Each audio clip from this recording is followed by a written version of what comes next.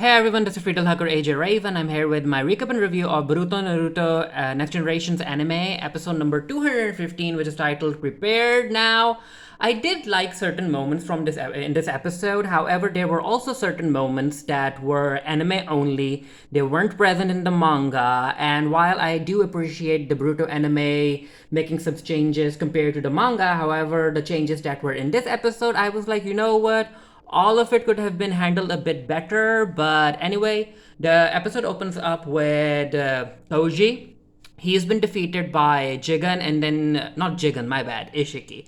And Isshiki ends up explaining Jigen about his powers, where he can summon items that he has placed in another dimension where time doesn't flow, and that's how he was able to summon these giant pillars to crush Kashin Koji, and he also takes out this wine glass and he starts drinking.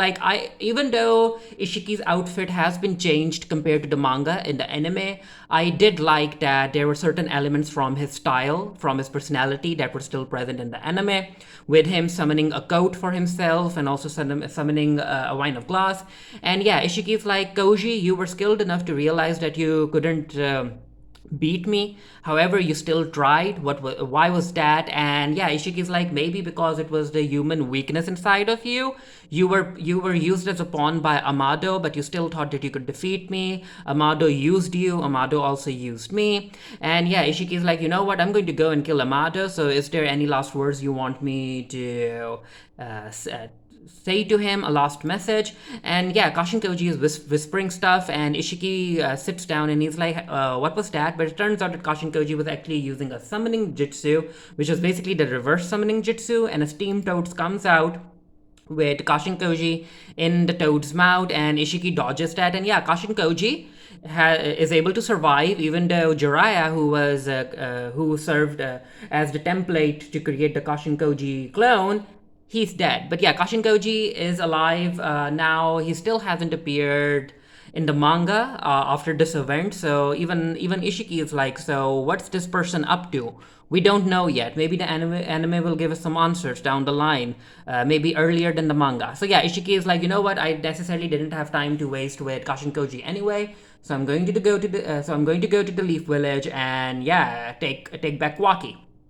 So we cut to the Leaf Village, and this is where Boruto is like, hey, Dad, I want to come with you. I want to fight with you. And Naruto's like, no, you can't do that. And yeah, even Boruto is like, but Dad, I was with you when you were fighting with Momoshiki, and you couldn't defeat Jigen, so why are you so confident that you could defeat Isshiki now, alone? So please let me help. And I really liked Naruto stepping up and basically being a strict father, because he needed to be a strict father in this instant. And Naruto is like, no, Boruto, you listen to me right now. You aren't going to participate in the battle with Isshiki because you're just going to get in the way, and also I don't want any harm to come to you. And yeah, Naruto also knows about Momoshiki being able to take over Boruto's body, and Naruto doesn't want to see any of that happen during their battle with Isshiki.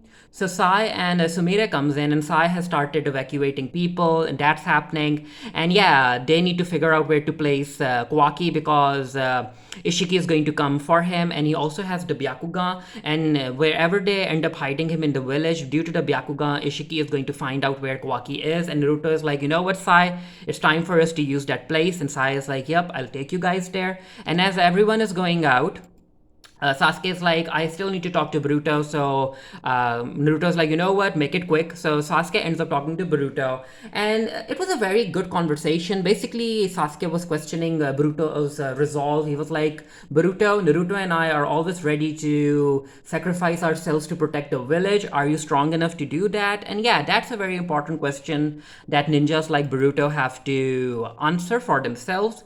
So we get to see Sai and Naruto and the rest walking in the foundation, which is a secret hideout created by Danzo. And because Danzo feared a possible betrayal by the Byakugan clan, or a civil war, he ended up creating this secret foundation in a manner that the Byakugan eyes can't see through structures here. And they're like, you know what, this is where we're going to place Kawaki. Now, apparently, Naruto ended up sealing that place because everything was peaceful now, and only Naruto's the one who could open the seal. And yeah, for now, this is the safest place for them to keep Kawaki.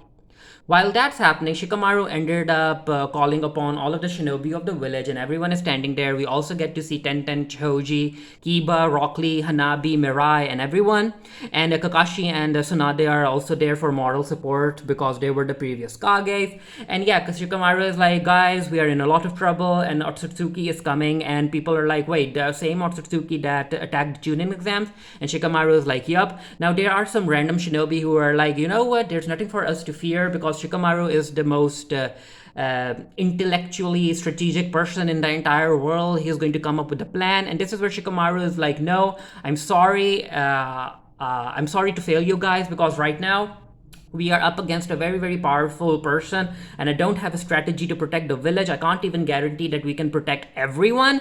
And yeah, I like this moment of vulnerability from Shikamaru, and because everyone was relying on him for so long, this is a moment where Shikamaru has to rely on the resolve of the shinobi. And yeah, Tenten and the rest are like, you know what, Shikamaru, it doesn't matter. We are elite hidden leaf village ninjas. You can count on us, and we'll protect the village. And Shikamaru is like, thank you.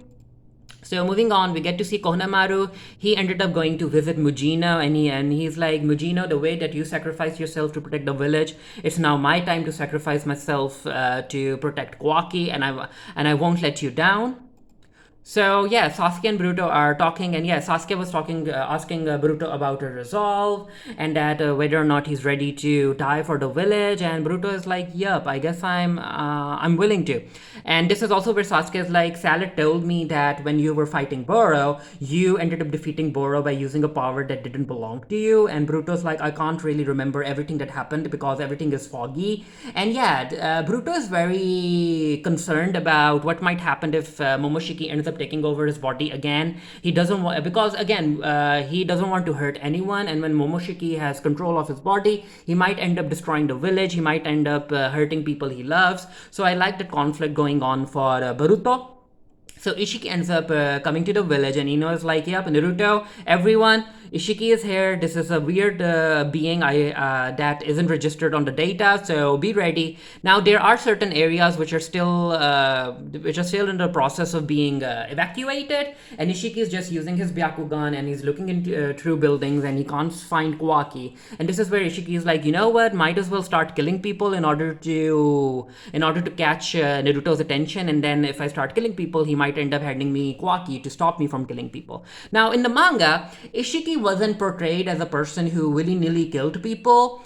He ended up peacefully talking to two random shinobi, and even though the random shinobi attacked Isshiki, he necessarily didn't attack them in return. So when it came to the manga, the anime adaptation, I didn't like seeing Isshiki being this weird, bloodthirsty person who just is into killing people in randomly.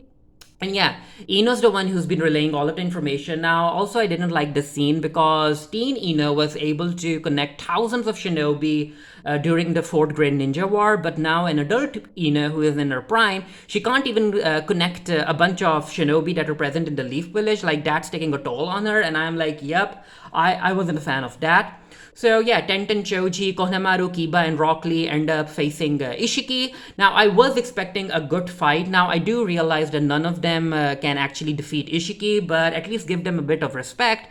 But no, turns out that the anime team wasn't interested in that. We get to see Konohamaru come at Isshiki with a Rasengan. Kiba just goes in without a jutsu. Rock Lee goes in without opening a single gate. Tenten for some reason comes towards Isshiki too, and I'm like, Tenten, shouldn't you be standing far away and summoning the Sage of Six Part tools in order to use against Isshiki? And Choji goes in with his massive fists, and yeah, this was very, very bad. Now in the manga, none of this happened. Isshiki ended up just meeting with two random shinobi. Now, even if the anime was going to add this extra scene, I really wanted them to respect the older generation, because it turns out that Isshiki was able to take them all down with a single attack, and it made no sense to me. So we also get to see Salad she's still recovering from her injuries, and she's trying to get to the battlefield because even though she can't fight, she still has spirit in her. And Mitsuki is like, no, no, Salad, you aren't in the condition to fight anyone. You need to rest. And Salad is like, no, everyone is fighting. I need to fight too. And this is where, again, a question keeps coming into my mind. Sakura is able to summon like small Katsuyus to fully heal people in a matter of seconds. So why hasn't she still summoned Katsuyu, thrown Salad in, and allowed Katsuyu to heal her own daughter? It makes no sense. It's just weird plot convenience.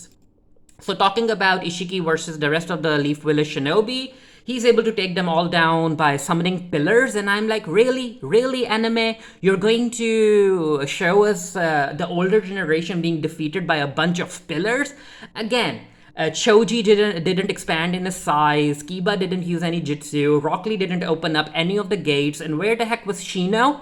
You know what? In a sense, Shino would be a very good match to distract Isshiki because he uses bugs, and Ishiki's powers don't necessarily, they don't work on living creatures, but that's just a thought. So Konohamaru is the only one who's still able to stand up, and Ishiki's like, you know what, Konohamaru, I'm going to kill you now. And he summons another pillar, and it's going to squash Konohamaru, but Naruto comes in with a massive Rasengan, and he disintegrates the pillar, and I'm like, yup. So these pillars could be disintegrated by a massive Rasengan by Naruto in base, and you're telling me that Rock Lee couldn't punch a pillar away? He couldn't lift a pillar up and break it? Like, it made no sense. Again, none of this happened in the manga, and again, if the anime was going to give us this scene, at least try and handle it properly. So yeah, Naruto is like, thank you, Konohamaru, for buying me a bit of time. Now I want you to take the rest of the fallen, your injured shinobi and take them out of here. And Ino is like, you know what, Naruto, the place has been evacuated. You can go all out. And Naruto starts attacking Isshiki. They have a taijutsu battle, and Isshiki is very strong. He ends up throwing Naruto through buildings, and Isshiki goes in with a kick, but Sasuke comes in because Sasuke is able to use the Rinnegan to switch places with Isshiki, and Isshiki is like, yep, that Rinnegan is very annoying.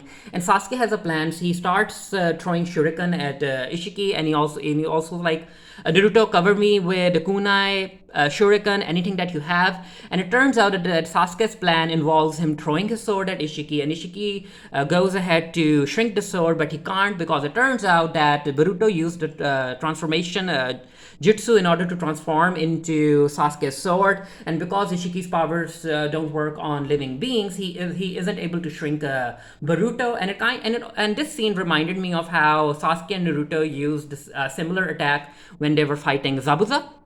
So we get a flashback, and this is where Sasuke is like, you know what, Boruto, okay, I guess you can come in and participate in the battle. However, I'm telling you right now that if Momoshiki does take over you, I am ready, as a teacher, I am ready to take you down. I'm even ready to kill you because I know that Naruto doesn't have it in him. And yeah, Boruto understands, and Boruto is like, Sasuke, you ended up lending me your headband when we were fighting Momoshiki. Can I have it back again? Can I borrow it again, please? And Sasuke is like, yep, you can borrow it. And yeah, Sasuke is satisfied with Boruto's resolve, and that's, I guess, that's why he allowed him to fight. So it turns out that because Boruto has the Karma Mark activated, he ends up using the Karma Mark's power to open a portal, and he ends up taking Jigen to a different dimension so that they could go all out and stop him there. And Sasuke and Naruto follow, and this is where the episode ends. It was an okay episode. Again, I did enjoy some of the character beats, but when it came to Konohamaru and the rest fighting Isshiki, I didn't like that. But yeah, I will be doing a written review of this for the Geek Theory. The link to that will be down in the comment section below. Let me know what you thought of the episode, and until next time, stay happy, stay safe, stay blessed. See you guys later.